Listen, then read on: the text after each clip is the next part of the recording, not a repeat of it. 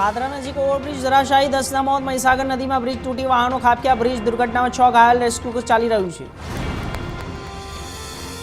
Gambhira bridge અકસ્માત મુદ્દે લાલ ગુમ થયા અમિત ચાવડા. વિરોધ પક્ષના નેતા અમિત ચાવડાએ તીવ્ર પ્રતિક્રિયા આપી. સીએમ સહિત તમામ જવાબદારોએ રાજીનામાની માંગણી. માલપુરમાં સ્કૂલના પુસ્તકો ભંગારમાં મળ્યા. અરવલ્લી સ્કૂલના પુસ્તકો ભંગારમાં વેચાતા ઝડપાયા. શિક્ષણ વિભાગે કબજે કર્યા ભંગારમાં મળેલા પુસ્તકો.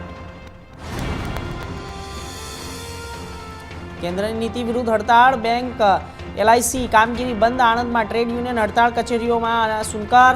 બેરોજગારી અને વિરુદ્ધ સૂત્રોચ્ચાર મુદ્દે. પાવાગઢ રોડ પર ગેરકાયદેસર બાંધકામ ઉપર બુલડોઝર ચાલ્યું. કબજેદારોએ અનધિકૃત રીતે પાકા બાંધકામો ઊભા કર્યા હતા. વહીવટીતંત્રની હાજરીમાં આ દબાણો દૂર કરાયા. ભાવનગરમાં દારૂ સમાન કફ સિરપનો જથ્થો ઝડપાયો. સુપર મેડિકલ સ્ટોરમાં ફ્રૂટવાળી કફ સિરપ પકડાઈ. કફ સિરપમાં કેસમાં નિલંબાગ પોલીસની કાર્યવાહી. કડીમાં બેફામ બન્યા મેડિકલ માફિયા. ડોક્ટરની હાઉસની આસપાસની મળી મેડિકલ વેસ્ટનો ઢગલો. જાહેર સ્થળે ફેંકાયેલા મેડિકલ કચરો. મેડિકલ વેસ્ટની ચેપજન્ય બીમારીનો ભય.